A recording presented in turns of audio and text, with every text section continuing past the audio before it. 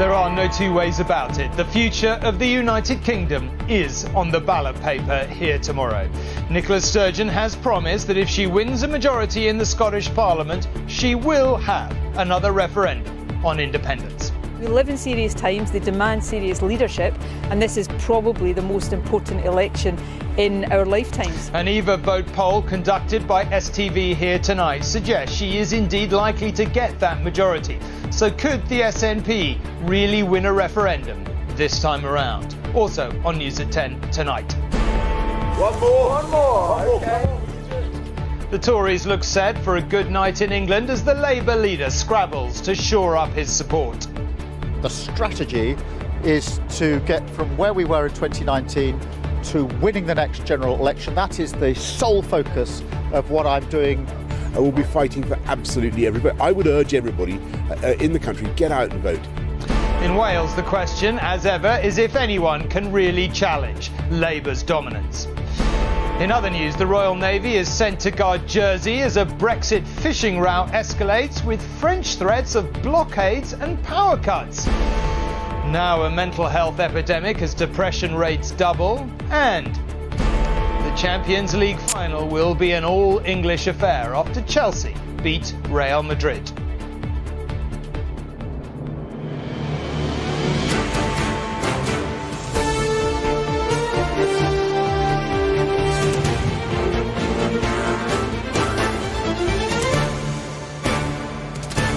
This is ITV News at 10 with Tom Bradby in Edinburgh.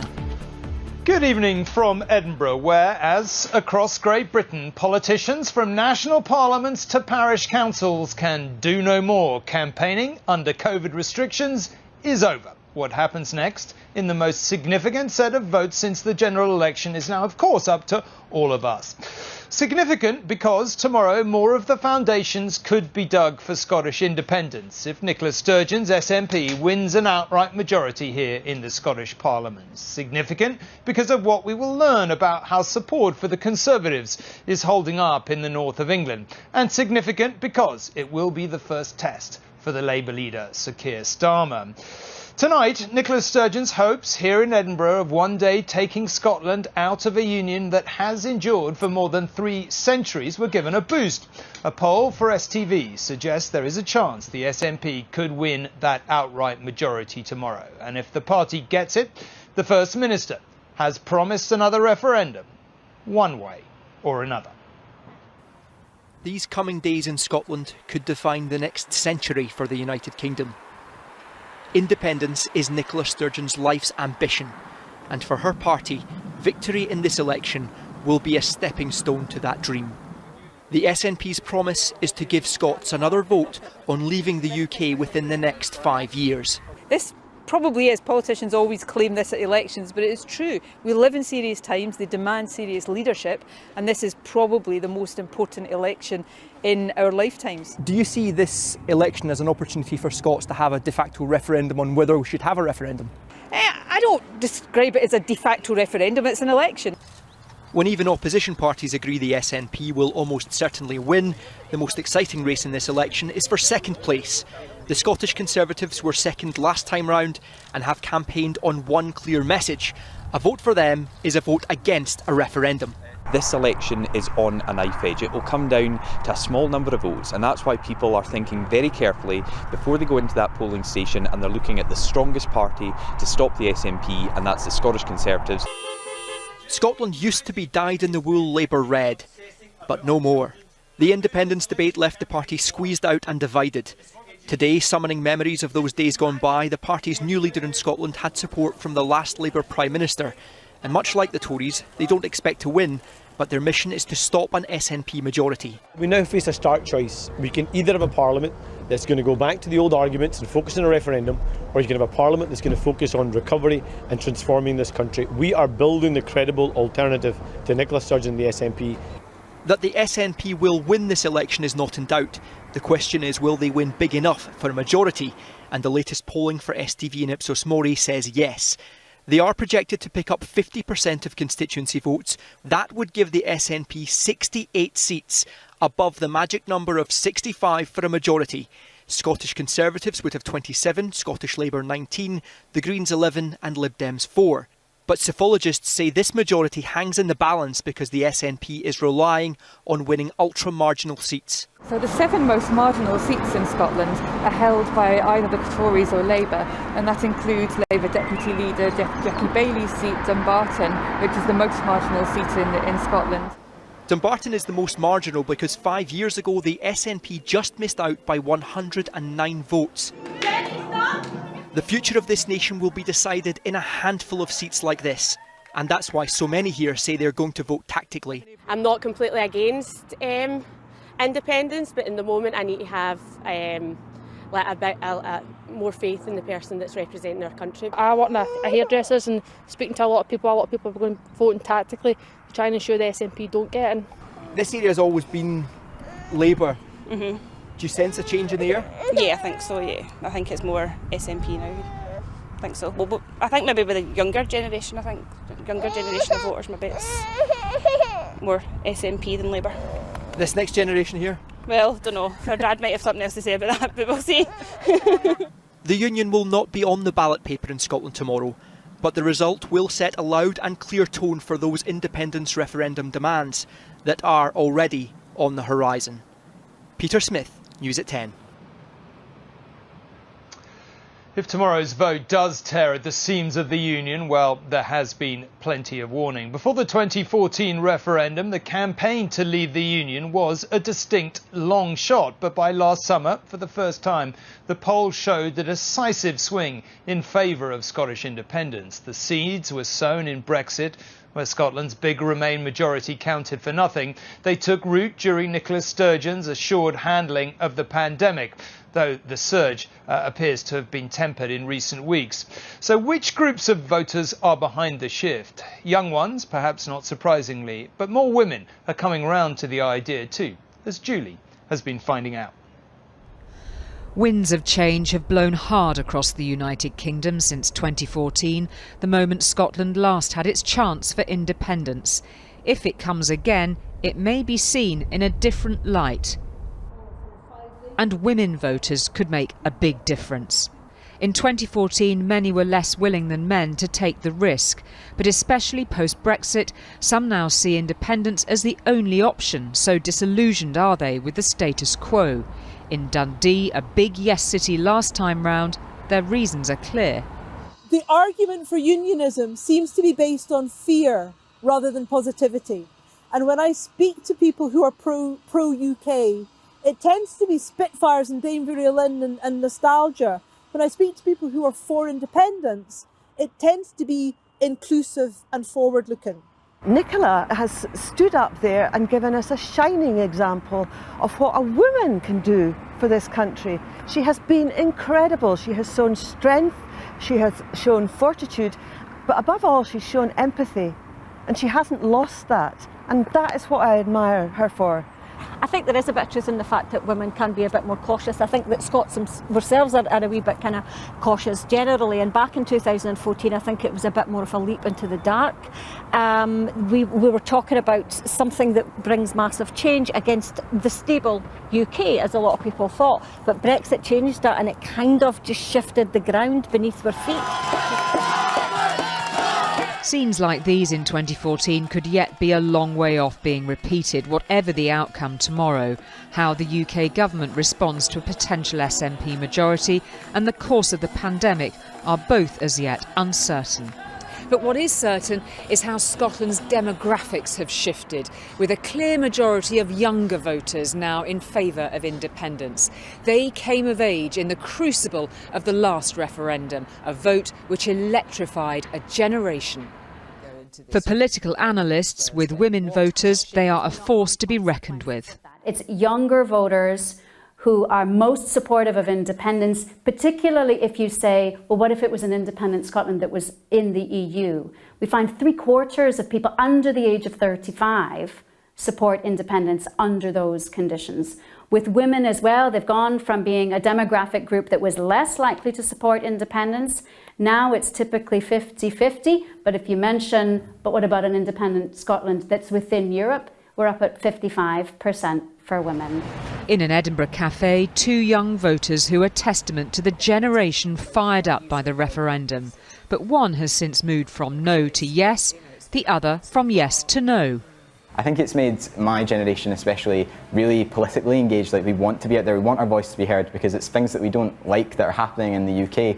And I think a big part of that is, like has been said, is what we're going to do now going forward with this recovery, and whose hands is it really going to be in, and where the decisions are going to be made. And for me, I think those decisions need to be made in Scotland by the Scottish people.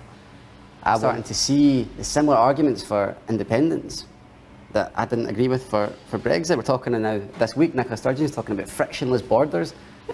Boris Johnson was on about frictionless borders with the EU. They're kind of the two sides of the same coin. So I think Brexit has made me more certain of the fact that disengaging and leaving unions is probably not a good thing in a globalised, interconnected world. It's Scotland's place in that world which could be shaped by what comes tomorrow. On the eve of this historic vote, as light falls, it holds its breath. Julie Etchingham, News at 10, Edinburgh. Well, winning a clear majority of constituency seats would allow Nicola Sturgeon to put maximum pressure on Boris Johnson to agree another referendum. But to get there, the SNP needs to pick up at least 6 of 9 key target seats. Dumbarton needs the smallest swing, just 0.2%, to win it from Labour. Edinburgh Central is their top Tory target. That is Ruth Davidson's old seat. It too requires a swing of less than 1%. There's a fierce fight across the city in Edinburgh Southern too. Labour are attempting to organise an anti-independence tactical vote there. A 1.45% swing is needed. But if it is to be a very good result for the SNP, they might even pick up a seat like Galloway and West Dumfries. That would require a 2.25% swing and almost certainly guarantee an SNP majority. Well, here to discuss all of this, of course, is Peter. Peter, good evening to you. Slightly parky night here in Edinburgh. You think we'd know better by now, wouldn't you? But anyway, look, this is a massive moment, not only for Scotland, but potentially for the Union. If she gets her majority, what do you think she does? Does she go for a referendum anyway? Does she go for it quickly? What's her tactic? Well, Nicola Sturgeon is a pragmatist, and she's actually doesn't have enough urgency for many people, even in her own party. Hence why we've seen Alex Salmond forming a new party, kind of gradualists versus fundamentalists. I don't think that even with a majority, Nicola Sturgeon will be battering down the doors of Downing Street on Monday morning. Her priority, she is clear, is that she's going to steer Scotland through the pandemic. She wants to hold the referendum in this parliamentary term. I think that a lot of that will be hinged on how Scotland emerges, and it'll likely be in the next 2 to 3 years. The $1 million question, of course, the $6 million question is, if she has another referendum, will she win it? The momentum is not on her side. She had at the start of the year when she was presenting the COVID briefings so regularly, independence was surging in the polls. People thought that this is a leader who can steer us through troubled waters, and we can put faith in her. In recent times, the momentum has swung the other way. This Ipsos Mori poll today puts it at 50-50. It's neck and neck. Interestingly, though, Tom, the independence question is hinged on Scotland rejoining the EU. Nicola Sturgeon sees Edinburgh as a cosmopolitan metropolis, a European capital city, but there are problems that come with that. Where does a border with England go? What currency would we use? Would we rejoin the euro? And it's when we started discussing those key kind of details as part of the independence question that the momentum has gone back towards the union. So clearly Nicola Sturgeon has a lot of people to convince when we emerge out of this pandemic. It's going to be a fascinating day tomorrow. We will no doubt be continuing the discussion then. For now, thank you very much indeed. Now, in the poker game that is politics, the stakes have been raised in tomorrow's election. In England, there are more council seats being fought over because elections that couldn't happen last year were rolled over into tomorrow's. Also, leaving the EU and the coronavirus pandemic have skewed traditional party loyalties. The two main parties know how important the results will be, not least because it will be the first face-off between Boris Johnson and Sir Keir Starmer. Back on his bike and back in his element, playing to the cameras on the campaign trail. The Prime Minister riding pretty high in some polls too, was still doing his best to play down expectations. It's a very tough set of elections, and I think that when the Conservatives, when we stood last time for many of these council seats, we were at a particularly high watermark. We'll be fighting for absolutely every vote. For the Labour leader, pitted against Boris Johnson for the first time, there was some support on the street. We want to start a chant to kick Boris out. But also a lot to prove as he travelled from the north to the West Midlands, trying to shore up Labour's faltering support in its old strongholds. I am very clear that the strategy is to get from where we were in 2019 to winning the next general election. That is the sole focus of what I'm doing, what my leadership is doing. It's going to take time. We're making progress. That is good. But I never thought it was going to happen in a year. The West Midlands is one of 13 areas, including London, where voters will be picking a mayor tomorrow. Across 143 English councils, there are around 5,000 seats up for grabs. And there's a by-election in Hartlepool, where Labour are under threat from the Tories. In Birmingham's wholesale market, the signs were not wholly positive for Labour's leader, especially if he'd been counting on capitalising on the sleaze allegations dogging the Prime Minister. How people do up their flats has got nothing to do with politics and the running of the country, as far as I'm concerned. So that has galvanised me out to go and vote for the Prime Minister. Has your family traditionally voted Labour? They've traditionally voted Labour, and now I vote Conservative. I believe that the Conservative Party is now more in line with working class views. I'm going to support my vote to Labour Party because I think Labour Party more understands the Asian people problems. When the results start coming in from this bumper set of elections on Friday, attention will focus on three key areas: the mayoral races here in the West Midlands and in Tees Valley, and the by-election in Hartlepool. Crucial barometers of what the nation is thinking politically and whether Labour can start rebuilding its fortunes in its traditional strongholds or not. Our elections analyst believes there's work to do. At the moment it looks, yes, people in the north in particular, working class voters, white voters as well, have fallen out of love, it seems, with Labour, who the party they supported for decades. But people do not fundamentally change their loyalties like that. It's up to Labour to win them back. Opposition parties used to do well at local elections, and there are likely to be Labour gains in the south. But with the vaccine rollout giving the Conservatives a boost and Labour's foundations in parts of the Midlands and the north still looking shaky, it's going to be much harder to clean up. Romilly Weeks, News at 10 in Birmingham. The elections in Wales are, of course, for the 60 members of the Senedd. Apart from the changes to voting because of the virus, things will also be different because it's the first time 16 and 17-year-olds and foreign citizens legally resident in Wales can vote. The political editor of ITV Wales, Adrian Masters, is, of course, in Cardiff tonight. Adrian, how are things shaping up for you there? Tom, COVID and the pandemic has raised the powers of this Senedd, the Welsh Parliament and the Welsh Government in a way that it hasn't been seen before. So Labour, which has led the Welsh Government for the last 22 years, is firmly in the spotlight and is fighting on its record. A poll for ITV Wales today shows that Labour under Mark Drakeford is on course to be the largest party in the Welsh Parliament, but short of a majority. That same poll shows the Conservatives are up, but probably not enough to take over. The Welsh nationalists, Plaid Cymru, are not dominant like the SNP that you've been talking about, but still a strong presence and possible coalition partners for Welsh Labour. And that brings me to something else. The independence question has raised itself here in Wales, not in as dramatic a way and as clear a way as it is in Scotland, but support has definitely grown. And at the same time, there is evidence that there is support for parties which want to get rid of the Welsh Parliament and devolution altogether. So, as well as Labour's record in power in Wales, for the first time, probably in 20 years, the future of the way that Wales is governed is also a live issue in this election. OK, Adrian, to be continued, that discussion. But for now, thank you very much indeed. Let's go to Robert, who is, of course, preparing for his Peston show. Always worth watching tonight, doubly so. Robert, what are you particularly looking out for tomorrow? Well, two big things, as you've just been discussing with Peter Smith. If the SNP do win a clear majority.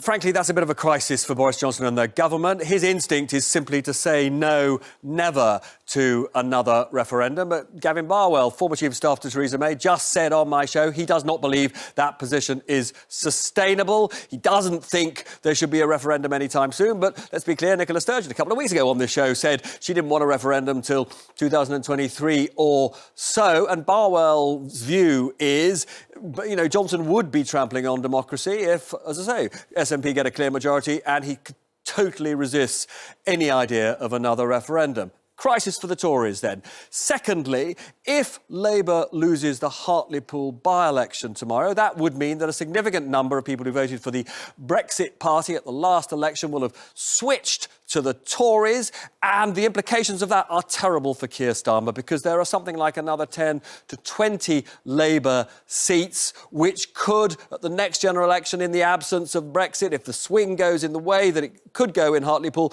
also be lost for Labour. And we could see, you know, very senior Labour MPs like Yvette Cooper and Ed Miliband losing their seats. So, huge test for Keir Starmer. He's been in power for a year. Some would say he's added some discipline to the Labour Party, but there is no sign as yet of progress in the wider electorate. Some would say that's because he is not yet connecting enough with British people.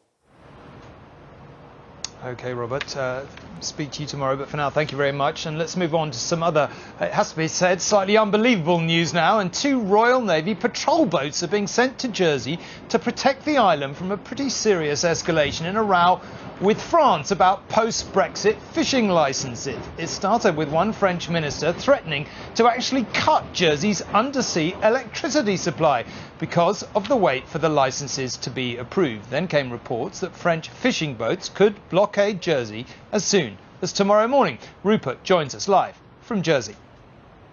Well, Tom, the lights are still on in Jersey. The nearest Royal Navy warship is just a couple of hours away off the south coast of England, heading to the north coast, or near to the north coast of France, and to protect this island. This move by the British government has been agreed with the Jersey politicians. It is said to be a precautionary measure only. It looks a lot like an escalation. For some time now, Jersey's fishing industry have felt as though the tide is going out on their profession. In March, they blockaded the entrance to St Helier Harbour, angry at the level of access their government was giving to the French fleet. But now the tide has turned, and the French are furious that some of their vessels have not been given licences to operate in Jersey's waters. Politicians in France have threatened to pull the plug on power to the island, which they supply, if the issue is not resolved. With just 14 miles of water separating France and Jersey, they are close. But on this issue, both sides have drifted further and further apart. I hesitate to use the word blackmail. That's upping the ante considerably and unnecessarily, in my view. We have leant over backwards to accommodate the concerns of the French, and at some stage we have to hold our ground. The fallout stems from Brexit and the new rules. Jersey demands that access for French fishers is contingent on proving a history of fishing here. Those that haven't have been kept out. The French government is not prepared to be bullied by the British government by these new rules and regulations which don't tally up with the agreement. HMS Seven is already heading south towards the island, with the Royal Navy sending another ship tomorrow. There's a storm on the horizon, and the British government are standing firm. Jersey have already licensed over 40 vessels. They've been very pragmatic throughout this. They've also been clear that they'll process the remaining 17 or so that have applied as soon as they put forward the data. So I think it's unacceptable to make those sorts of comments. For now, the lights are on, but the fuse is short as the argument rages over fishing rights. Rupert Evelyn, News at 10, Jersey. With it seems little to go on, police in Kent, searching for the killer of their PCSO colleague Julia James, have now released a new photo of her. It shows her in the coat, jeans and boots she was wearing when she disappeared whilst out walking her Jack Russell Toby last week. The officer in charge is still unsure of her motive and wants to hear from anyone with any information. The toll that the pandemic has had on people's mental health is of course hard to quantify. That is partly because fewer people are actually going to see their GP, or at least did so during the pandemic, to get help for depression. But the Office for National Statistics figures suggest 1 in 5 people have some form of it, twice as many as in normal times.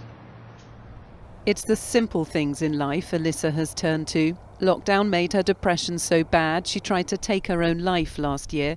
Paddleboarding is therapy of a kind, but seeing people face to face is the greatest healer. I didn't want to interact with people. I stopped speaking to friends, the communication stopped. Work, I was starting to become very recluse. I was getting upset at everything that was going on. Trivial things that I thought were just not important in there started to become really, really important. Alyssa is one of thousands who've reported mental health problems this year. Before the pandemic, 10% of adults in the UK experienced depressive symptoms. That rose to 19% by June last year after the first lockdown and had more than doubled to 21% during the third lockdown. In the same period, the largest increase was seen in young adults. Rates rose from 11 to 29%, with women suffering more. Despite that, the number of people seeking help has dropped. During the peak of the pandemic, diagnoses went down by 30%. Dr. Klinkenberg points out patients simply didn't want to burden NHS staff.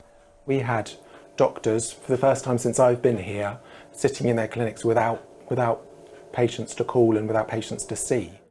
The government is investing tens of millions of pounds into a mental health recovery plan. Will it, though, be enough? They're filling, if you like, a legacy gap of underinvestment in mental health services going back a number of years. And as the ONS stats point to, we are seeing an increase in need at the minute. You know, where we were last year, where we were 2 years before, we need to sort of make sure that we're matching that growing need and not just meeting the need that we were aware of 2 years ago. Alyssa feels strongly mental health services should have been prioritised during lockdown. Given the numbers who need it, it surely should be now. Emily Morgan, News at 10. And there is information about the signs of depression on our website and details of what help is available. Do go there if you need it. To some sad news now about the man who persuaded thousands of people of a certain age to buy a certain brand of jeans. It was this iconic Levi jeans advert from 1985 that catapulted the Essex singer and model Nick Cayman to fame. In it, he stripped down, of course, to his boxer shorts in a laundrette to wash his jeans. Sadly, his death was announced today after a long illness. He died on Thursday at the age of 59.